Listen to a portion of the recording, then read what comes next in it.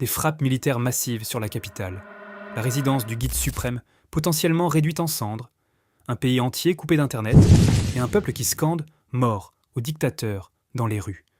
Depuis le début de l'année 2026, l'Iran traverse la crise la plus grave de son histoire depuis la révolution islamique de 1979.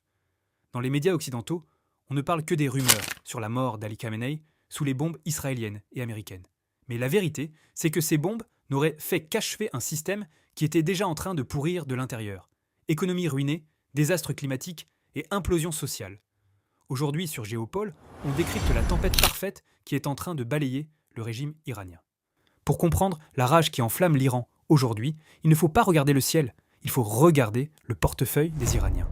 Fin 2025, un mécanisme de l'ONU appelé le snapback a été activé. En clair, toutes les pires sanctions internationales ont été réimposées au pays d'un seul coup. Le résultat a été dévastateur. La monnaie nationale, le rial, s'est littéralement désintégrée. Fin 2025, il fallait près d'1,5 million de rials pour acheter un seul dollar. L'inflation a dépassé les 40% par mois. Les Iraniens ont vu leurs économies s'évaporer en quelques semaines. Et comme si la ruine économique ne suffisait pas, le climat a donné le coup de grâce. En 2025, l'Iran a connu sa pire sécheresse depuis 40 ans. L'agriculture s'est effondrée. Les barrages sont tombés à moins de 8% de leur capacité. La situation était si critique que le gouvernement a même envisagé d'évacuer la capitale, Téhéran, par manque d'eau potable.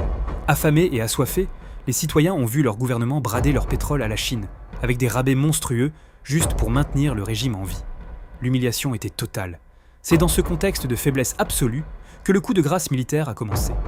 En juin 2025, éclate la guerre des 12 jours. L'aviation israélienne, soutenue par les États-Unis, bombarde les infrastructures stratégiques du pays. Tout l'été, l'Iran est plongé dans des blackouts géants. L'État doit s'endetter massivement pour réparer ce qui a été détruit. La cocotte minute finit par exploser en janvier 2026. Et attention, ce soulèvement ne ressemble à aucun autre. Oubliez les simples contestations étudiantes du passé.